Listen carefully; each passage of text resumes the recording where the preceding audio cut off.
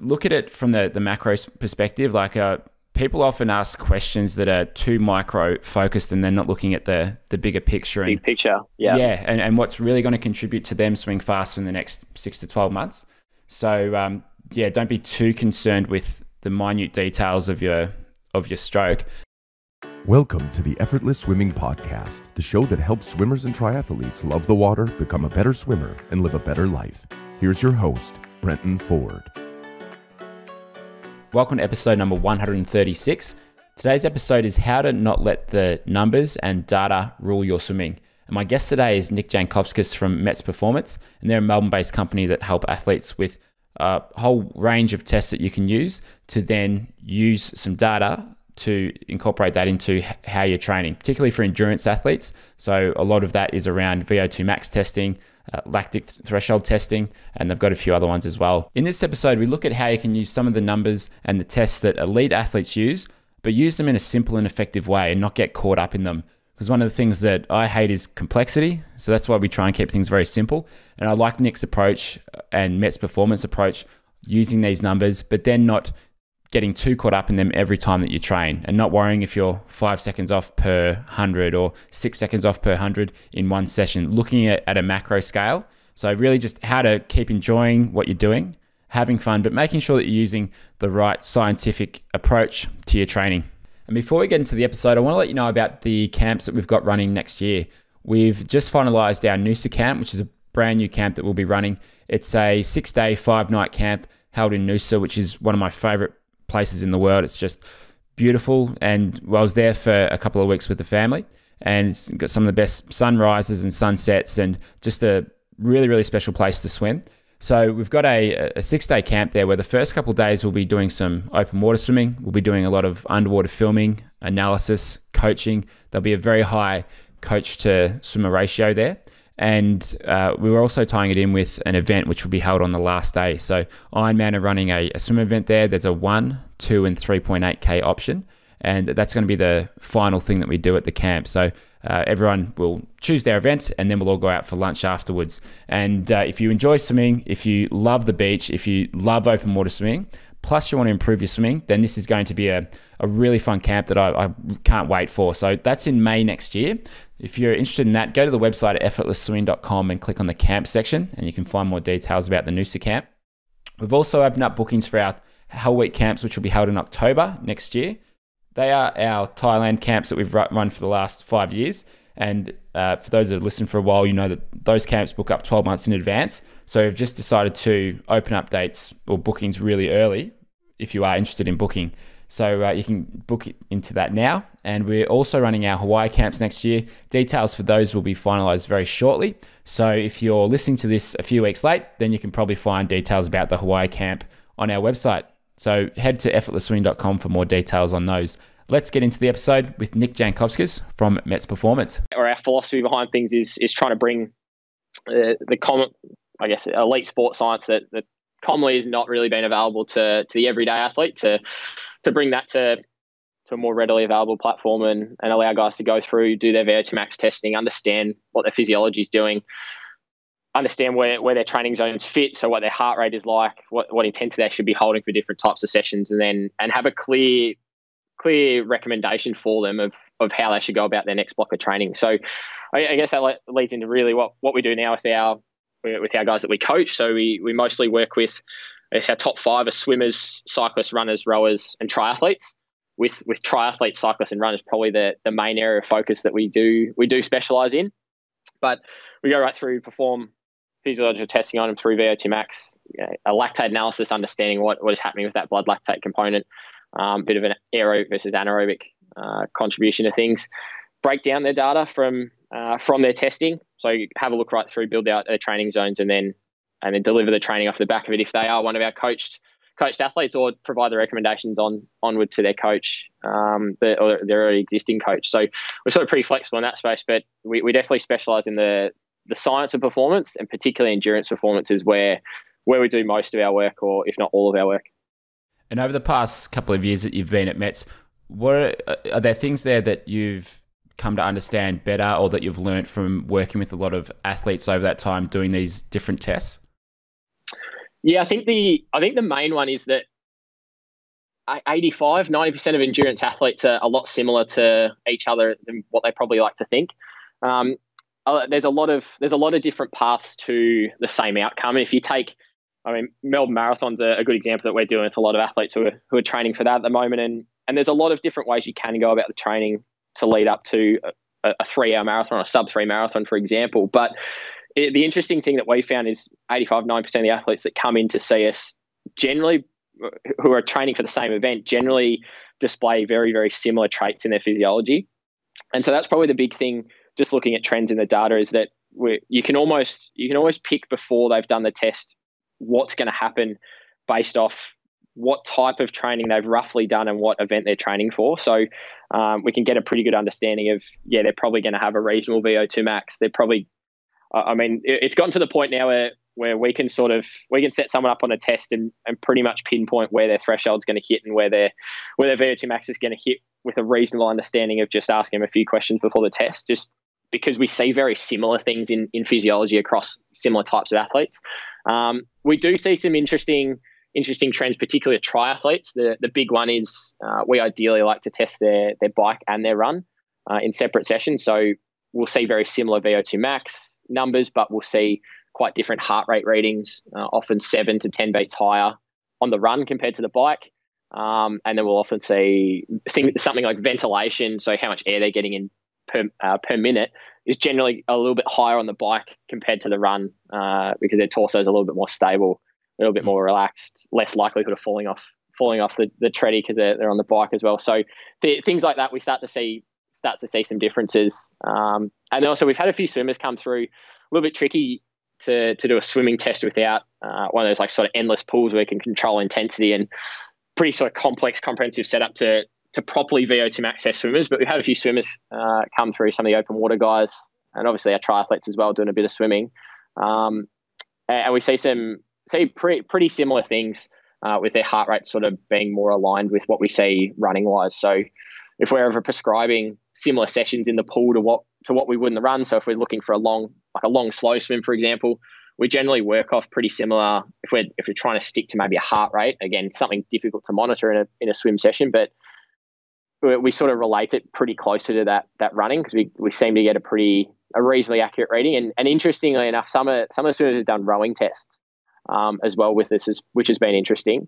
More of that upper body demand is a little bit more specific. So they're probably some of the key things I've probably learned over the last couple of years working in the field or working in the industry at Mets, is just seeing some of those similarities across sports and across types of athletes competing for the same event, and then being able to take that similarity and use the data from their test to provide that individual difference, I think is the key step that a lot of coaches and a lot of athletes sort of miss. Is we know how the pros train, but if you want to train and perform better, it may not be the best path for you, if that makes sense. So, sort of working through what is the best path based on that trait that we've got in the athlete, and those subtle differences, and it's the differences in heart rate, subtle differences in lactate readings as well, which is giving us that clear path of, all right, where's the athlete need to go.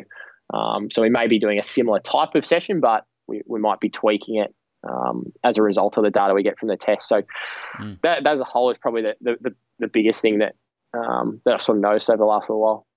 There's a big crossover there from us running a lot of clinics and working with a lot of athletes over the last couple of years, where I've found it's, when looking at stroke and analysing technique, it's come down to just it's pattern recognition. So you look at someone swimming and you work with so many different people that you pretty much straight away you can go, right, they're doing this, they're doing this, they're doing this, and then it comes down to giving those individual recommendations based on what maybe what the athlete's beliefs are and their approach to their sport, and maybe what type of personality they are. How can you best deliver it that way, and then just those little nuances that are different to each person.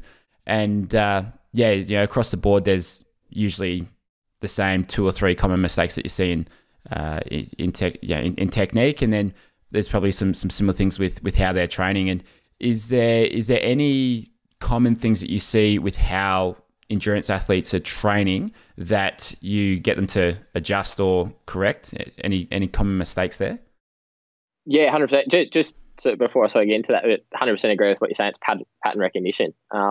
You see the same thing. That's just making those tweaks. And I guess in terms of the common things that we see, and that we do make those tweaks on, a lot of probably the one big session that we're happy to sort of give the session away because a lot of it comes from just any sort of literature and research paper you read on trying to improve things like VO2 max and aerobic power. It's one of the go-tos. But in terms of a session that we often don't see athletes do, and it's really clear when we see the data in terms of their ability to use oxygen and their aerobic power. So their ability to use oxygen quickly, if you like, at the back end of a test when they're working hard at those high intensities, is a really simple high intensity session where you're pretty much going flat out 9.5 out of 10 intensity. We equate it to 95% of your velocity or your workload at max. And you're just working off a 1-to-1 work to rest ratio, 2 minutes on, and you get a 2-minute walking recovery or a 2-minute very easy recovery. And just working through that sort of 6, 7, 8 times throughout the session. It's a really simple session, super high intensity, there's lots of rest. We just don't see a lot of athletes do it. A lot of athletes, particularly in sort of triathlon running and cycling, we generally see a lot of that sort of in and around threshold. So race pace gets thrown around a lot, that term. I've never been a big fan of athletes just working off, I went out and did 40 minutes of race pace today. For me, from a numbers perspective, there's no metric to that. I don't really, like what is race pace? It's so broad and vague. But in terms of, we see a lot of that going out and going reasonably hard for a period of time and then having short recoveries and trying to back it up again, which has a time and place. And that time and place is very specific to racing, but the adaptation from that plateaus really quickly.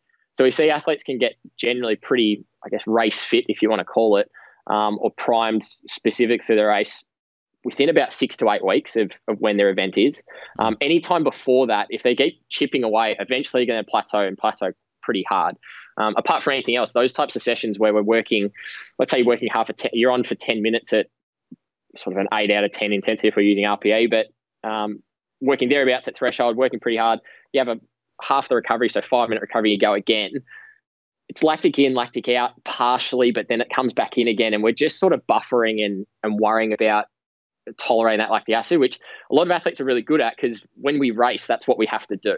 So if you've got a stacked race schedule, you're already pretty good at it. And triathletes are notorious for it. You're racing every month if you're racing 2XU series, or you're racing every 3 months if you're racing sort of 70.3 sort of distance. So there's always something going on to build that. Whereas we often miss that moving the top end of your engine, which is going to give you an extra ability to improve that threshold. So I guess an easy way to think about it is if you've got a V6 engine at the moment, you can only fit 6 cylinders into that engine. And if you think about the cylinders being where your threshold fits in and the engine being your overall performance ability, if you can only fit 6 cylinders in, that may be the difference for a triathlete of, well, I can only push at threshold. I can only get up to about 4-minute Ks, 4 minutes per K. Or for a swimming example, maybe I can only hold 90-second hundreds over the course of my 1,500 meter swim because the top end of my engine's not much far above it. I've got nowhere to move. Once you hit max, you can exceed max, but only in very short bouts. I mean, we're talking swimming terms. It's like if you go flat out for 50 meters, yeah, you can sprint, but you're not going to be able to sustain that pace forever. So the difference being, if we can move that top end by doing some of that really high intensity, what we call VO2 interval work, is you extend the size of the engine. Now we've got the capacity and ability to fit more cylinders in, if you like. So go from a V6 to a V8. V8 engine, now we've got 6 cylinders to play with. A V8 engine on 6 cylinders is going to be more powerful than a V6 on 6. You've got that bigger size engine. You're using more oxygen. It's just an easy tweak, I guess, to the interval sessions that we're doing. Is we're making them harder with intensity, but we're actually giving athletes more rest. So I think that's the thing that gets a lot of them is I'm not necessarily feeling at the end of the session like I've worked harder than I have previously. You've been going hard in those intervals, but you've had plenty of recovery to be able to allow you to sustain that quality of interval. So again, that's probably the biggest tweak we make is just making athletes more aware of, if we can increase the size of the engine to start with, you've got more to play with. You don't have to worry about, well, I'm only looking at 1 or 2%. For some athletes, it's a case of, and I had this sort of early last year, had a cyclist come and see me, and he came in, tested, and then tested 3 or 4 months later, went away and just did, all he did was really long, slow base Ks, and he did some really high intensity, these VO2 style intervals. His FTP went up by 30 watts, and he hadn't actually targeted a threshold type session. He'd given himself heaps of recovery in those really high intensity bouts, but made them quality efforts. And then he just did lots of really long, slow, comfortable work.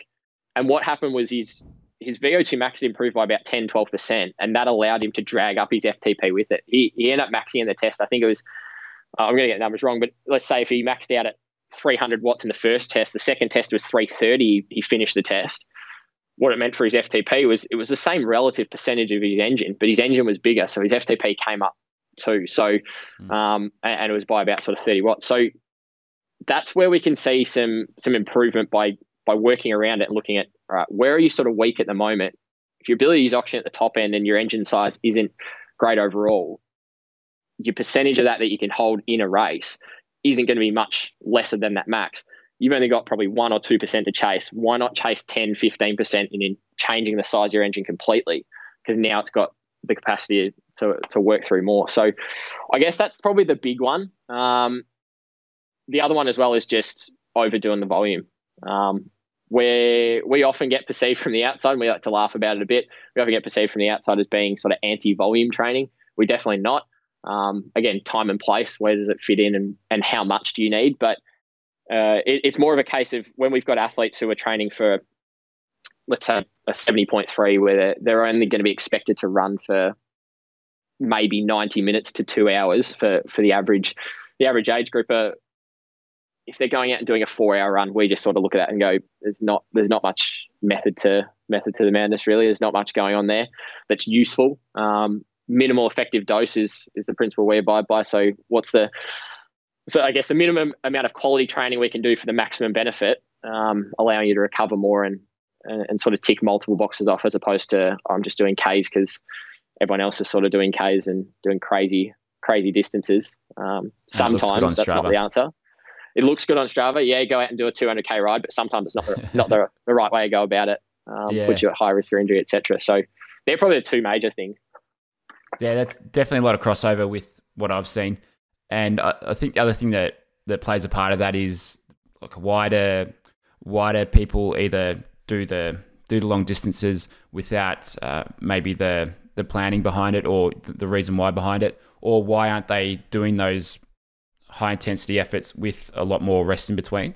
And a big part of that, and I've even fallen into this trap when I've done distance training for sort of longer distance swims and even triathlon. It's like, you all you want to try and do is just push yourself and keep at that sort of race pace or threshold pace, and just and you feel like if you take too much rest, then you're losing the benefits there. But sometimes if you take that step back and you actually give yourself some time to get the heart rate down, you can keep the quality of your technique up if it's in the pool, but also keep the intensity up at that higher level. Then you really see a difference. And an example that I'll give is one of our athletes who does a follow-up filming in Melbourne pretty regularly. He said he's just started to plateau with his swim time. So I asked him what's he doing with his training sessions, because his technique has improved a lot over the last, I think it's been 9 months. And there's definitely some tweaks we can still make, but I was curious as to what he's doing in his workouts. And most sessions, he'll get in the water, go through a K time trial just off the bat, and then do maybe another 8 to 1200 meters, where it might be some sort of interval work, but all pretty much at the same speed. So you look at that and go, sweet, there is a lot of room available there to break out of that plateau, swim, really increase your swim speed, and build that engine by just changing what you're doing in your workout. So it's a really big component of getting faster. And there's so many different things you can look at, and especially for swimming, obviously we're focused heavily on technique, but workouts is definitely one of those. And then there's mobility and things as well. But when you move these levers in all these different areas, that's when you really start to see these 1% improvements start to add up. So I think that's really interesting. We definitely see that same thing with the type of training that people are doing. Yeah, and it's a case as well. And again, we see it a lot with athletes who bang their head against the wall going, why aren't I getting faster? But like you hit the nail on the head, they jump in the pool and they do a 1K time trial at the same pace every session. That's going to get you really good at it. And like, are you running terms? It's easy off the top of my head. But if you want to go out and run 4-minute Ks and all you do is running 4-minute Ks, you get really good at 4-minute Ks. But if you want to run at 3:45s, you have to practice it. And this is where just taking things to the next level is you got to, if you go out want to run at 3:45s and get better at it, if you can go out and run short efforts at 3:30 pace and get better at those, yes, you're giving yourself rest, but it gives you that ability to go, hey, 3:45 isn't so bad. And it's the same in the pool. If you're swimming, and I know a lot of guys, and you probably see us a lot of our guys that the triathletes come in and see us that they can't break through 140, 145 per 100. And they're really trying to get down to sort of 90 seconds from sort of what we've seen over the last little while is I guess a bit of a magical barrier for a lot of people. They want to get down to a 90-second 100.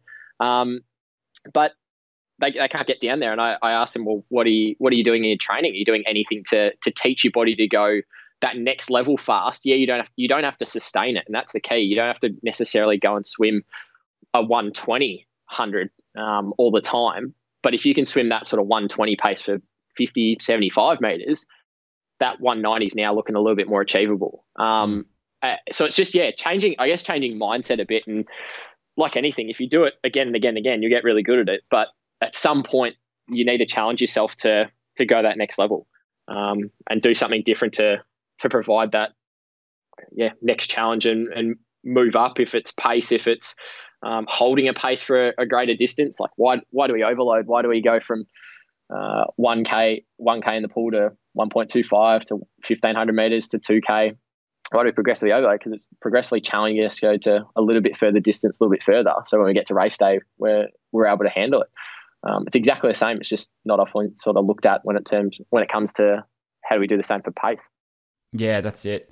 And one of the things that I try and get athletes that I coach to do is just, if they're not already, just do some variable pace swimming where an example of, there's a young kid that lives pretty close to me. I coach him every now and then and do some training with him, and he's never done that much work towards training for his 400s, so he doesn't know how to pace himself, and he, in terms of his speed, his awareness around what pace he's going isn't as good as it could be. So a session that we did the other day was, I've got to think back to it, but I think it was 10 100s twice through, so it was 2100s, and we worked off his goal 400 meter pace. So I think his sort of target pace was a 109 for the 400, but I think he'll actually be quicker than that because of how he was swimming. But we basically started off at 400 pace plus 15 seconds, so 109 plus 15, so going for 124. And then I think we went it was at 16, so plus 16, plus 14, plus 12, and then I think we went plus 10. Then we had a recovery 100. Then we went down to plus 8, plus 6, then recovery, and then we went a plus 4, recovery, plus 2, recovery, and then I think one at 400 pace, or maybe two at 400 pace, something along those lines. And he was, the first set, he was way off the mark. He went out at plus 8, and then kind of went plus 8, plus 7, and just didn't quite have it. The second set, he almost hit it every time, and we did a similar set yesterday, and he was spot on. So just, it doesn't take a lot to give you that awareness around what your pace is, and especially for swimming when you don't necessarily get to see what time you are doing. Then that is such an important skill to have. So just throwing a simple set like that in can help you, and same for running, can just help you get a sense. And that's one of the issues I have with wearing the watches so often is, in running, I don't mind it, but especially in the pool, I'm against wearing the watches. I think if you can read your pace off the clock, you're so much better off, because then you're not distracted by your watch beeping, and you just, when I've worn it in training, my technique isn't as good, my stroke isn't as good, and I'm not as aware of those other things and that sort of sense of pace and feeling in my body. I lose that because of the distraction of the watch. So I'm a big fan of swimming without the watch and just using the pace clock to go, to know what times you're doing. And I think that's something that a lot of athletes fall into the trap of. And again, probably another misconception where from the outside into what we do at Mets is we are very numbers driven. Yeah, we are in some circumstances and with training zones and that. But you're dead right. If you can't understand what pace your body's going at without having to be glued to looking at a screen to tell you what you're doing, something's missing. You're going to struggle on race day. I can guarantee it. Because I don't get any of my guys to look at their watch during a session. I like to have them record the data, and that's probably about it. Purely from a fact of I just want to see post session. If I'm not able to be there with them, which a lot of our guys unfortunately we can't be there every session with them. But just be able to see what they did in the session and allow us to monitor fatigue, etc. But I'm exactly the same. I jump in the pool and I grew up swimming without a watch, and I only wear it now purely for the purpose of recording data, and then just to get used to it for race day racing tries where I've got it for pace and wattage and heart rate on the bike and the run. So it saves me a bit of time in transition trying to chuck it on. But I'd ideally, not really like to wear it in the swim because, if pace clocks aren't too bad to read, but if you can understand what your body feels like at given intensities, that's hugely powerful, and it transfers to running and cycling as well. If you don't have to look at a screen to tell you what intensity it is, if you can be pretty close and have a pretty good idea, I've seen in stuff I've seen over the last 2 years anyway, the best athletes that have come in and seen us have been able to tell us pretty much exactly what their heart rate should be doing at different intensities. Even it's breaking down, like they're running on the treadmill at let's say 4-minute K, the 4:17s, and they say, "Oh, what's heart rate?" And they can pretty much recall heart rate. To be honest, they can tell us it should be about 165, 170 beats at whatever pace, and sure enough, it's within about 2 beats of what they're telling us. Maybe not to that level. I mean, that's probably at the extreme end where you can really knuckle down and identify it. But just going out and being able to understand pace on your own without some of this technology is extremely useful and shouldn't be left behind. At the same time, you've got to balance it though with, and this is where just recording the data and having a look at it from an analysis point of view later on is where data is useful, and understanding what happened in that session and how it can improve. And I guess even sort of looking from a swimming perspective, and you probably touch on more of this, is like I'm sure you with some of you guys you're coaching, you're using stopwatches and things like that. At the end of the day, it's still recording data and having a look. It's just giving you're just taking that watch element away. So it gives you that benchmark to look at and go, all right, what do we need to do next session to improve? And it gives you a baseline to then measure against is probably the big thing. But yeah, you can't underestimate how powerful it is to understand what your body's doing at different intensities and how you're going to handle it. Yeah, that baseline and measuring where you're at and what you're doing is crucial. And an example of that is I just had a guy, Michael Andrew, on the podcast, in the previous one actually, and he's a professional swimmer in the States, and the two types of training he does. So the morning sessions are what's called ultra short race pace training, which is basically going at a specific race pace, kind of self-explanatory, with about 15 seconds rest in between. And you're looking to hit your race pace in every 25 or every 50 that you're doing.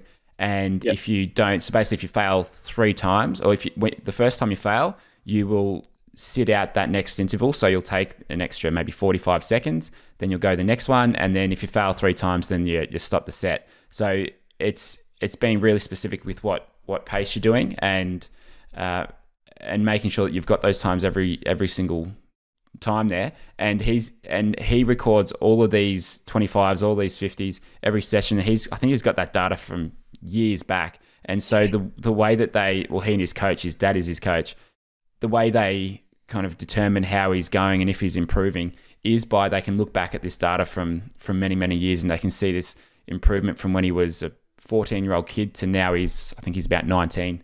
And the other way that they continue to improve is not just in slowly changing how hard these workouts are and how many of the intervals they're doing, but the technique side of things. They're constantly using the GoPros and cameras to record, make small adjustments to how he's working his underwaters, and with those two things together, and knowing what numbers they're looking for and trying to achieve, they've been very calculated with how he's been able to improve over the last sort of 10 years since he's been swimming. And and like that's an extreme end of things for the average person. That's not going to happen, but just kind of knowing roughly what paces you should be doing at what heart rates and so on. That's when you actually know whether you're getting better or not, and that's not only good for how you're knowing how you're training, but I think from a motivation perspective, when you see those little improvements come, drives you on to do the next bit of training.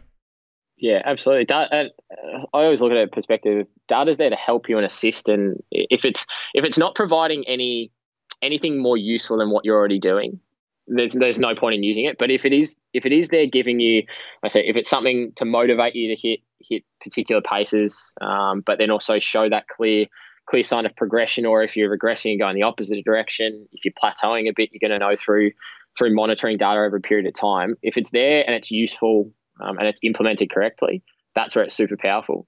And that's where I think a lot of probably more of the old school coach or old school athlete sort of freak out a bit when they see all this technology and data and go, oh, there's just all these numbers and it's almost overwhelming. And even from our perspective, I mean, we use Training Peaks to analyze and have a look at data and that. And to be completely honest, I don't look at half of the metrics on there, because even then, from a sports science perspective, there's just too many numbers sometimes that, like, is it doing anything? Is it doing anything useful to assist me in helping an athlete, or is it useful for an athlete to know? Yes or no. If it ticks the yes box, then great. We'll implement it. If it's no, I'm not even concerned. And that's where it's going to change as we go. We've got new technology coming out. I think a little while ago, I think you guys had some like swim paddles that are going to be measuring like power and things like that you were getting guys to trial out. A whole bunch of different technology and data that we can use, and that's just the reality of endurance sport, is getting very tech focused and trying to nail down the 1% and 2% little differences, particularly at elite level. But for some people at the amateur age group level, some of those 1% or 2% differences for a pro could mean 10, 15%. It's just finding out which ones, again, are going to be useful. I mean, the easy one is bike technology for triathletes. Talking to some of the guys who know a fair bit or two about bike fitting and bike time, trial position, aerodynamics, the difference between frames and what companies say is the most aerodynamic frame really, honestly, isn't a lot for the average person. It's not really going to gain too much. But being aware of your position on the bike and being able to sustain it and learn how to hold a quality position, and then doing the training to condition yourself to power that bike, is far more important. So if the data can help you from that perspective and get you in a comfortable and powerful position, and looking at things like you said, with using GoPros in the pool and that to assist the technique side of things, or the technical side of things, and then from a conditioning point of view, making sure you're hitting heart rates that or paces that are going to provide that positive adaptation. You're not just doing the same thing again and again and again.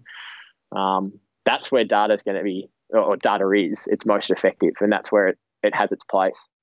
Being a slave to it and just being stuck on it and going, I have to look at my watch every 5-10 seconds because I'm almost paranoid about I'm going to not hit my intensity or not be holding the right heart rate is definitely not the right way to go about it at all.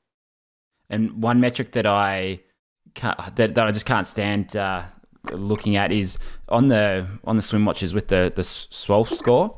It's really inaccurate, and it doesn't mean a thing. So I just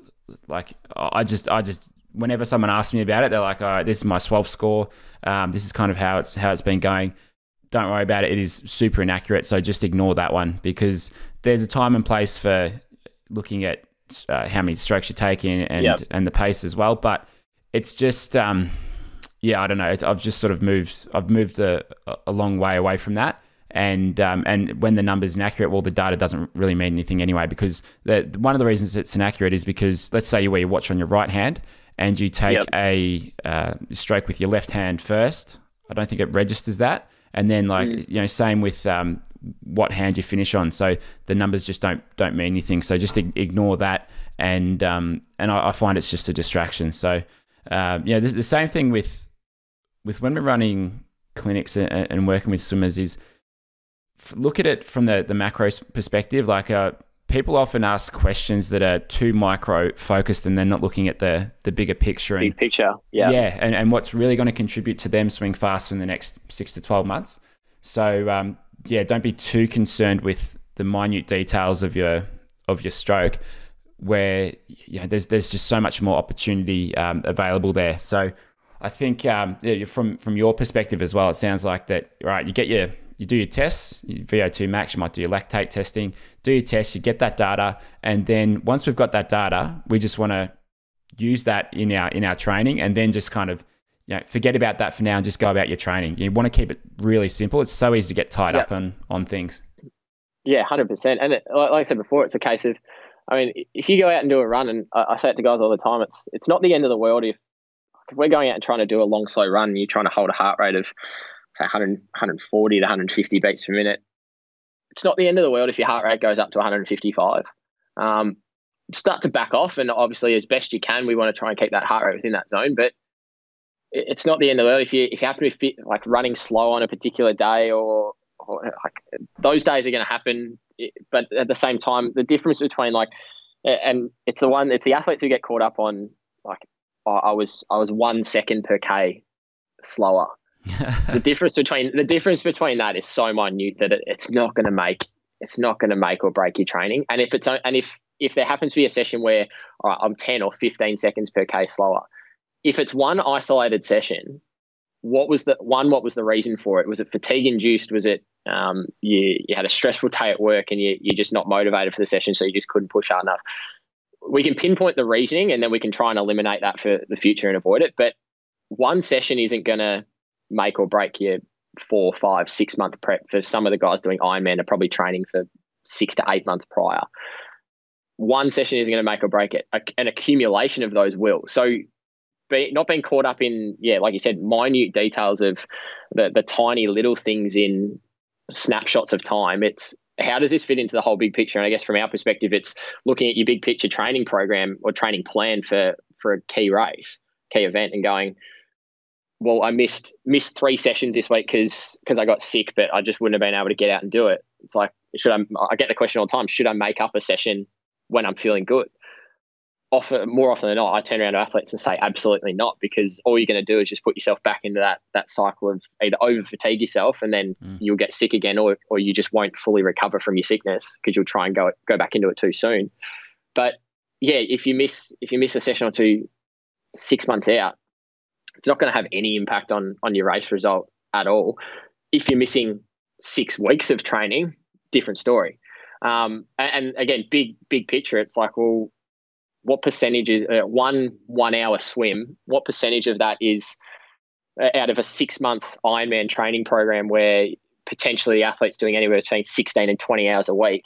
What percentage of that total training volume over that 6 months are you actually missing by missing that session or not quite nailing that session? It's less than, you're talking less than 1%. When it accumulates, again, sort of big picture is where you have the issues. But yeah, I couldn't agree with you completely on that one. It's you got to think what's biggest bang for buck. What's going to, and again, coming back to the principle of like what we use with minimal effective dose. What training sessions are going to mean that potentially some athletes for 70.3 and like some of our guys looking at their big picture, some of them are 50, 55 years of age, they still work reasonably full time or close to it, just can't get out 15, 17 hours of training a week for a 70.3.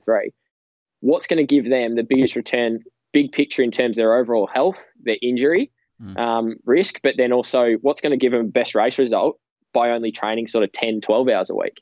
How can we get the same big return? Look at, all right, if I have to pick and choose the absolute critical parts, what are they? And it's the same with technique. What are the big critical parts to swim technique? And we sort of had a chat about this the other week. It's just like, well, there's a whole bunch of things that you could look at, but if your body's not sitting in the right position to start with, or you're not aligned, that's a big issue that we need to fix. Tick the big ticket items off first. Once you've got through all that, sure, go for the 1%ers. And that's when we start talking about, I mean, from our end, it's you really at that point, you want to be first or second in your category in your age group qualifying for world champs and it's the difference between you making a championships and you not, or at the pro end of the spectrum where like prize money's on the line and it's if I'm not 1% better or 0.5% better on race day, that's going to make or break whether I can continue racing that season as a pro and sustain it. So that's where it becomes important, those minute details right at that pointy end. But for the vast majority of athletes, particularly athletes we see, it's such from our end, we look at it and go, they're such simple, big picture fixes that once you explain it, you can sort of, I guess, education is probably the big part, is once you can educate the athlete on how this does fit into the big picture and how we can change quite simple things to produce big results. That's the powerful part of it.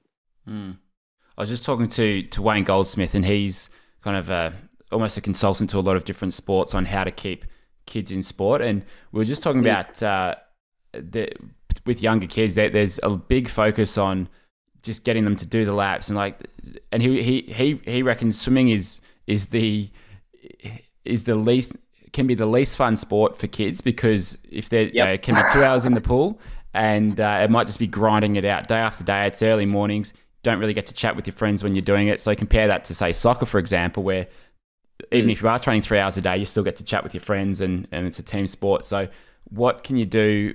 What can coaches do to keep kids in sport? And it doesn't matter if a kid's got this awesome aerobic base from 12 to 16 years of age and he's got this great VO2 max. If he's sitting at home at 17 playing Fortnite, because the only kid you can't, the only person you can't get to do anything is the person who's quit the sport. So what can you do to keep it fun? And I think even from adults sort of, they typically do the things they want to be doing. So it's a bit of a different story. But if you're not having fun and you're not enjoying yourself, then you've lost already. So do those things that you enjoy, and don't get too caught up in things if it makes you anxious, if it causes you to stress over these little things. Just, you've only got the one life, so you want to live it, you want to enjoy it. And I think that's why I think it's important not to get to use the data, but don't get too caught up in it. And having someone like you or Luke there to say, all right, this is what I want you to do. Now go out and do it. Train at this heart rate. Yep. But leave the rest to you. Leave the stress to you, or looking deeply into it. Yeah, and like just to touch on your point about the like youth in sport, and I guess that people often go, oh yeah, so like there's these kids elite pathway stuff and specialization, and you see it in adults too. The number of guys I've got who've trained for Ironman who go, nah, you know what? I don't want to swim and ride for the next 3 months. I'm going to go and just do a marathon, and I'm just going to run for a bit because I need something different. Like variety in what you do is so critical, and it seems sort of ironic that a sport where you've got 3 sports within it, someone needs a bit of variety or a shake up. It still can happen, because going out and doing, I have to swim. Most of them are pretty routine, so I have to swim on a Monday, then I have to ride Tuesday, and I'm going to run Wednesday. And breaking up that routine, doing something completely different, and just focusing on one can be enough. But then, at a youth level or at a kids level with sport, I did a paper on it for my undergrad at uni in terms of area specialization in kids, and it's just even from the fact of staying in the sport is one thing, and trying to retain kids, and through swimming as well. And we had this issue when I was at Big Centre, is trying to retain good swimmers who just their friends are doing other things, they want to go try other sports, but the commitment for swimming's too high, and if they're not swimming 6 times a week or 7 times a week, the perception is they're not going to be any good, and they're not going to make teams and things like that. So they just quit completely. But all the research from everywhere around the world, and I did a lot of my looking into what makes the professional, what types of athletes or what kids end up becoming professional in the States, given that their population is so massive and they've got so many kids competing at such an elite level so early. What percentage of the kids who are gun in high school actually make it to NBA, NFL, professional leagues, Olympic Games, etc.? And it was all the kids who specialized early and just did the one sport from a young age, played baseball, basketball, swimming all year round. That's all they did. Blew up in college and really very rarely made it to the pros. I think it was something like 0.14% of all professional athletes in the States as of when the study was done. were kids who'd specialised all the way through. Everyone else had come from a multi-sport background. So they'd played, like if we're talking in terms of Australian, they've swum, they go and play footy with their mates on the weekend, but then they're involved in the school's basketball team. Like they do different sports. And it was that variety that one builds skills across each. And it's the same transference between, like if you look at triathletes, a perfect example is the requirements and core strength and ability to control your upper body through your core into your lower body and up and down the chain, that coordination aspect can't be underestimated from what you achieve in swimming, but then also the transfer of that coordination onto how you lock down your upper body to then drive off the lower body on the bike, and then how you then not allow that upper body to rotate too much when you're running and allow the legs to do their thing as well. So it's that transference aspect that gets sort of lost in, if we need to be good at something, we need to practice that more and just focus on it. It's like, particularly at a young age, it just doesn't work. But even at the adult level, I see it, particularly some of my older guys who are sort of coming either late into the sport or have been in the sport for a number of years and starting to think about, well, they're starting to wrap things up in their working lives and that with retirement and that. So they're trying to look at different things they can do. Like I've got guys who've never touched mountain bikes before, now going and racing cross tri because it's something different. They would never have ridden through a puddle of mud in their lives, and now they're splashing around on a mountain bike in an off-road triathlon race. I mean, something like that, it changes it completely. Yes, it's still cycling, but now you're dodging through single track and hitting some rocks and things like that. It just breaks open the sport a bit, gives you a new set of skills, and when they then come back and race, one, they're mentally fresher, but also two, they've developed a whole bunch of different, in that exact example, bike control skills that they may not have had that are probably going to help them out when they're on the road anyway. So yeah, I've always been a big one for particularly youth athletes, but overall, if you've got some sort of variety, you've got some sort of outlet other than the sport that you're competing in, great. If you can't get that in during the season and you really want to focus on your sport off season, you have to be doing something different. Yeah. So parents, just keep the taxi service going and drive the kids around to multiple sports as they're growing up. And you look at someone like Kyle Chalmers, the 100 freestyler, Olympic gold medalist. He could still play AFL footy.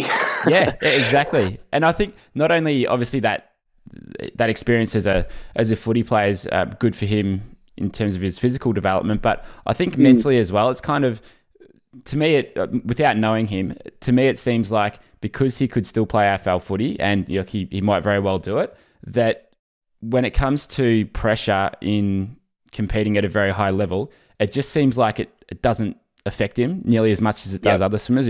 Look at Kate Campbell, for example, who's kind of buckled under that pressure. Yeah, James Magnuson as well. Yeah, exactly. And whereas he's kind of got almost an out, whereas he knows he's got options there. So I don't think it affects him mentally as much. So it's good for that side of things too. Yeah, absolutely. It's just it takes the pressure off, because you go, well, if it doesn't turn out here, and it may not be, you don't necessarily have to be a gun. Like, he's probably an exceptional example where, he could be a professional athlete in a different sport. And you still see it. I mean, you have a look at someone like Elise Perry, who was for a while playing cricket for Australia and then soccer for Australia and just about everything for Australia at one point in time. But like, though, you have a look, absolute gun cricketer, but also still a gun soccer player, and maybe not the best at soccer, and that's probably why she ended up transferring and spending 100% of her time in cricket now, and because of scheduling clashes, etc. But it's not, we're not saying you have to go out and be a pro at all sports. Like, you can still have one as your main one, but it's handy to still have those backups to give you something else. Stay mentally ready to go. But it takes the pressure off, because at the end of the day, if you don't perform well, it's like, well, if you decide later on, maybe this isn't for me, you've got something else sitting there ready to go. Whereas if you've only got one sport, and the perfect example is Lionel Sanders in triathlon. Just if anyone's watched any of his stuff on YouTube, he's so intense about what he does, and he sort of admits that as well. He gets right into it and just can't sort of deviate from it. And I reckon that's what hurts him in the end, because he he just tries almost too hard to make it work, going, well, if he wasn't racing Ironman triathlon, what would he be doing? And I know from the outside it's sort of easy to say, I don't really know what he'd be doing, but he potentially couldn't answer that question. And I think that's a big thing, that if athletes can't answer that question of, if you tomorrow couldn't compete. And it actually just reminds me of a quote where one of my junior footy coaches used to say it. And it's sort of a bit of an extreme example, but I remember he used to say in games that sort of meant a bit. He always used to say before the game, if you were by the end of this game, if you ended up like if you got a concussion or you broke your leg or something and you could never play footy again, would you, one, be happy with your performance throughout, one, the season, but two, that game? But then two, what would you do? Because he always was a big advocate. He came from a PE teaching background of go and try other things, because it's going to help your performance on field and footy. Go and do, if you like cross country running, go and do that, because your aerobic fitness is going to help you be a better midfielder. Or go and play soccer or basketball, because now your hand-eye coordination, your foot-eye coordination is a lot more in tune. That was an interesting thing that sort of stuck with me, in terms of, you have a look at some of these pro athletes at the top level that potentially that sport is all they've got. No wonder you see them sort of crumble once they leave that sport or something goes wrong, because there isn't anything else to take up that attention. So you can almost sort of prevent that a bit. And I think from a coaching side of things, that's sort of our role as well, to help drive that and prevent some of those downfall or potential downfalls later on. But the variety in what you do is going to help your performance in your sport at the time anyway. But also it's potentially going to give you something post racing, post career. Once you sort of decide that maybe you've had enough, it gives you something to go away, focus on, and maybe you do then reinvent yourself. Plenty of examples of athletes who, I mean, Cam Worth in triathlon now, the gun, he's an absolute gun. He's killing races at the moment, but didn't quite make it as a pro cyclist, so he turned to triathlon, and now he's the fastest bloke on the course. I mean, that's a perfect example. Probably years ago, I didn't think he was probably going to get into triathlon at the level he's racing at now, but having a bit of that ability to transfer across to another sport quite easily and work on components, give him a new challenge, is something that's helping him be probably more successful than he potentially could have been if he stayed in cycling. It's very easy to get caught just playing in the same field, or just kind of get caught doing the same thing, because we think that we can't go out and do different things, or we feel like, no, we're too far behind. But I've just taken up mountain biking, and not competing or anything, but just riding. I haven't been on my road bike for 3 years since doing Ironman, but bought a mountain bike, and it is so much fun. And now I'm considering maybe getting back on the road bike, but we'll wait and see. But it's just like doing those new things. There's so much opportunity available to get better at it, that if you're at the top end of your sport, those little 1% improvements are harder to make. Whereas with something new, like, it's okay to suck at something, and you're always going to suck at something the first couple of times you do it, even the first couple of years you do it. But there's so much room for improving, and that's what I'm getting a lot of enjoyment out of. And I can't, like, going around berms, so kind of going around corners, like, I can hardly do that properly. Like, I'm just starting to get the cornering right. It's like such a basic thing. Hard. But what I've actually taken from that, not just the exercise side of it, but I'm thinking of, all right, I'm trying to teach myself how to go around these corners and make sure that my correct foot is down. I'm kind of leaning into the corner the right way and lowering that center of gravity. And I'm translating that into how I coach people and what people are probably going through in swimming when they're trying to learn as well. And it's like, you think there's things to do in swimming, and you think it's just some basic movement. Like, it can't be that confusing. But trying to just go around a berm on my mountain bike, I'm like, all right, it's pretty confusing. And you've got to give people enough time to just repeat it and continually make these little improvements along the way. So there's a lot you can learn from doing something new. Yeah, absolutely. And even like you sort of spot on with, from a coach's perspective, it's like, I know training sessions and riding programs inside and out, but racing that program or training off that program, I'm still learning. I mean, not being like, I'm only 22 at the moment, so in terms of my race experience is pretty limited compared to a lot of guys, which is exactly why, like, I guess my challenge, if you're taking up mountain bike, my challenge at the moment is I've signed myself up for Busso 70.3 at the end of the year, mostly from the fact of putting myself through it and going, all right, how are athletes potentially actually feeling through some of these sessions? I know that they're hard. I know that some of them are difficult. I know the science. I definitely know the science behind it. I know exactly why I'm giving it to them. But what is that person actually going through in that session? And more importantly, what is that person actually going through in that race? What does it feel like when you get 18 Ks into a 21K run of a half Ironman and you've got nothing left? Not that I hope I get to that point and I hope I have a good race, but in terms of that, I mean, I think if we're now flipping it the other way and talking to coaches, I think I can't stress enough that sort of, I guess, practice what you preach, but then also, look to other opportunities to take out a way of teaching or a way of coaching a particular skill and understand how it's done somewhere else to then maybe apply it back.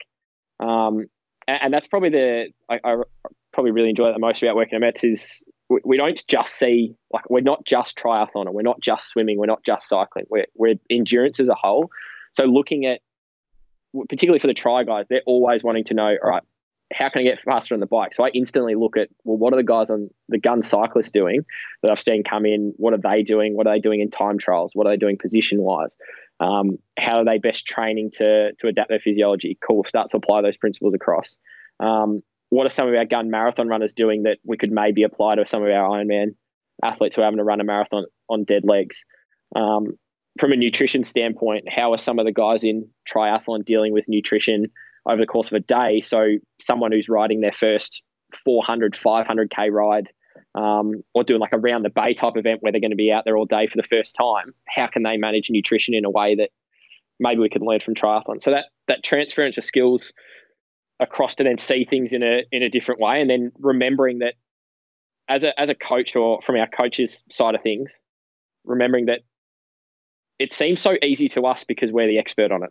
I think that's the big thing. It seems so easy that, all right, I know how to change technique, or I know how to change that training session, adjust it. Trying to explain that to someone else. And I've fallen in this trap with, like, we've got a bunch of sports science interns working with us at the moment who are second year of their degree. Every now and then I'll say something that they just look at me with a blank face and go, what the hell are you talking about? And then I turn around and go, wait, I have to explain this in a way that they're going to understand on their level. And I think that's probably just as important as a coach to understand, because you might be saying it to an athlete, and the athlete may just look at you on the day. If you're doing some swim technique with them or running, they might just turn around, look at you and go, oh yeah, cool. Yep. They walk away, and 10 minutes later, they've got no idea what you've just said, because they've just tried to take it all in. They've tried to be sort of polite and nice and go, wow, you've got all this information. Clearly, you know what you're talking about. I just have to take it in and hope something sticks. From our end, we go, oh, cool. They just understood it. Great. I'll just keep explaining it like that. But eventually someone's going to come through and go, I don't get it. Yeah, they'll be honest. That's when I think that's when it's the hardest, because then you turn around and go, I've only ever explained it that way. How else can I explain it? Yeah. And so I guess Luke put a big emphasis when I first started at Mets on, let's use analogies all the time. And I've already used a few today with, like, engine size, bring it back to a V6, V8. I use my office, or our office here in Mulgrave, as an analogy all the time. I talk about, if we're trying to improve our ability to get oxygen into the muscle, it's like, well, the office inside where we're sitting is the muscle. Outside's the bloodstream. If you've only got one door into the office, you've only got one pathway for oxygen to come in. By doing long, slow training or high intensity, we can manipulate how many doors we have, how many doors are open. Are those doors just a standard swivel, or are they a revolving door? Do we just knock out the whole wall and get as much oxygen as we can? Analogies like that, and trying to find different ways of presenting the information is so critical, because eventually, like I said, you're going to get that one person who turns around and goes, I have no idea what you just said. And they shouldn't be expected to know what you said, because unless they're a swim coach, or they're a sports scientist, or they've done a degree, etc., they're probably not going to have an idea. And even then, they may not be even if they are. Like, I've had guys come in who've done sports science degrees. I've had guys do master's degrees in strength conditioning and things like that, sit in front of me and still go, I still don't get, like, I haven't heard any of this before. And they've done probably more study than what I've done currently. And it's just a case of, I just see this. I see testing data and training data day in, day out, day in, day out. So I know that really well. But even someone who's studied some of the concepts before still can not quite put the pieces together. And so finding the way that you can pretty much guide them through. And if the first time you try and take them through it doesn't work, have a second, have a third, have a fourth, have a fifth different way of explaining it, because one of them eventually is going to stick. If you give them 5 different examples and they still can't get it, all right, maybe it's a communication thing on either end of the spectrum. But if it doesn't, it's going to eventually work one way, and then once it does click for them, that one goes to the second on the list, and you go, all right, that's a really good analogy, and maybe that's a better analogy or a better way of explaining, coaching, describing something than what you originally were using. And I've done that. We talk about it all the time. I mean, there's ways things that I explain, like the office analogy I used before. I don't think Luke uses that one. He uses like turnstiles at the football. Like if you've got one turnstile and you've got 100,000 people trying to get into the MCG, it's not going to work. We need to build 4, 5, 6. We need to build 7 gates around the ground and put 10 turnstiles at each. How are we going to do that? Here's the type of training that's going to develop that adaptation. So it's a little bit what resonates with you, but then also what's going to capture the athlete's imagination to understand what you're talking about and then implement it. Underrated, I reckon. Absolutely underrated.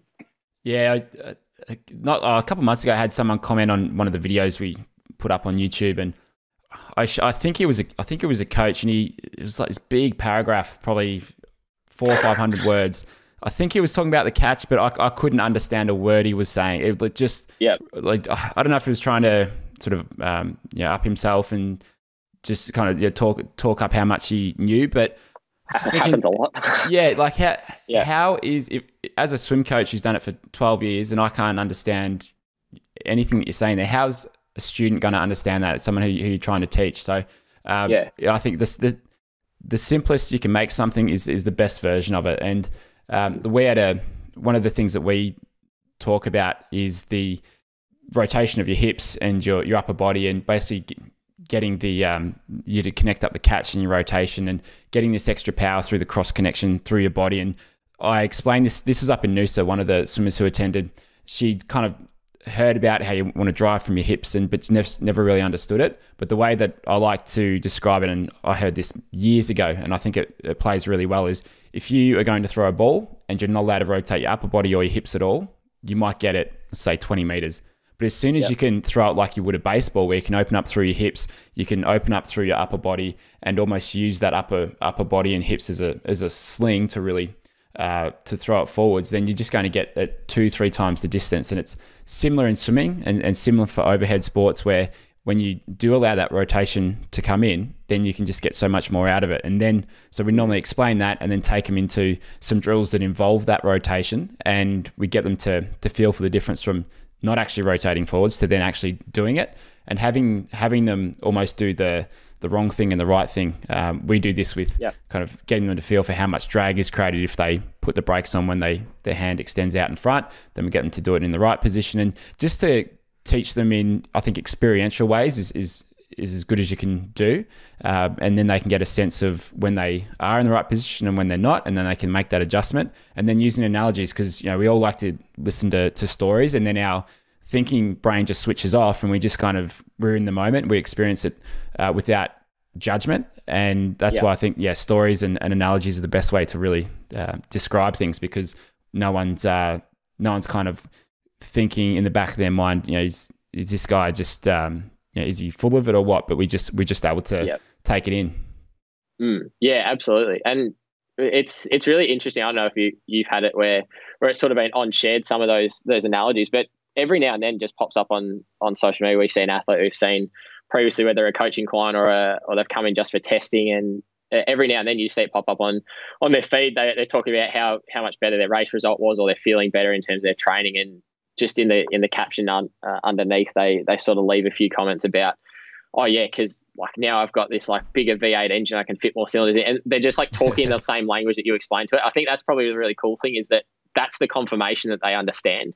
And if they can then pretty much, and they don't necessarily have to repeat it back to you in the same detail, but if they can get all the key points you were trying to get across and they understand it because of the way you presented it. That's what we're trying to do as a coach at the end of the day, is trying to get someone to understand what we're trying to get them to do, really.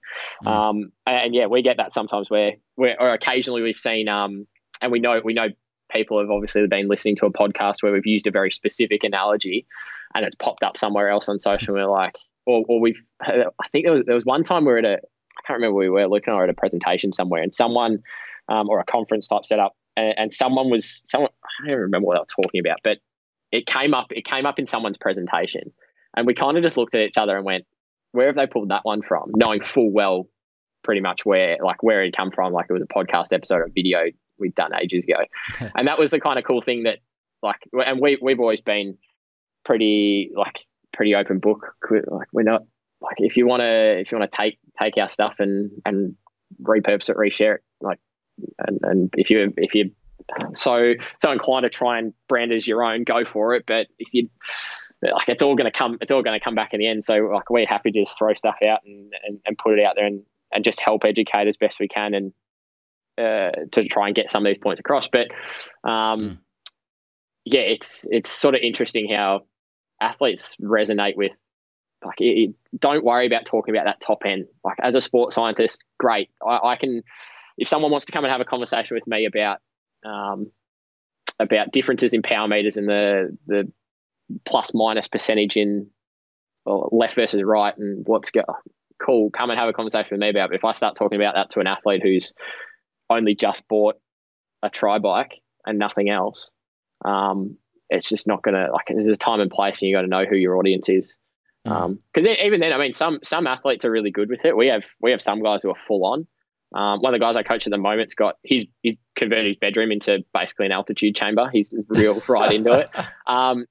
But, like, has ticked every box and wants to tick every box, and we can start to talk in a bit more of that complex language, and because he wants to know, and that's where the athlete's going to tell you if they want to know more and they want to know why, they're going to ask for it. Some athletes don't really care. They just want to know what they have to do. They don't really know. They don't really want to know the why or need to know the why.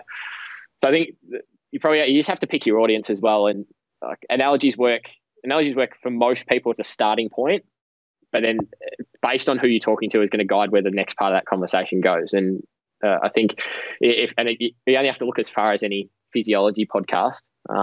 If you look at any of the ones that are up there, the sort of hour and a half episodes, we have to listen to them for professional development, stuff like that, and we just go, just get to the point. There's so much complex science in there that we understand it, but it's just, like, anyone navigating it who's going, that one athlete who turns and goes, I want to know about the sports science, but I don't have a background in it, so I'm kind of starting from scratch. So they're taking a really big jump to get up to that.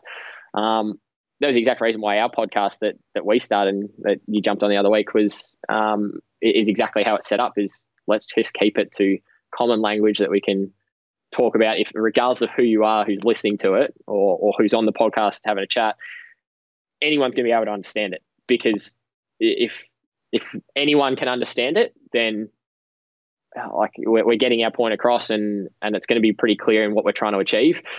If no one's understanding it, then we're not communicating in the correct way.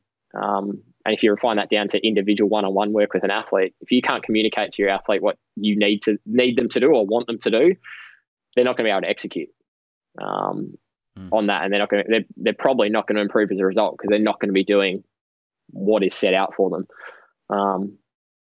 Yeah, completely. Yeah.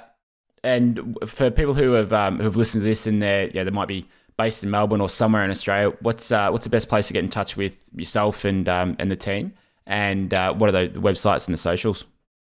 Yeah, so team first. So everything on social, and I guess if you like looking anything up on Google, is just Mets Performance. So METS, generally in capitals.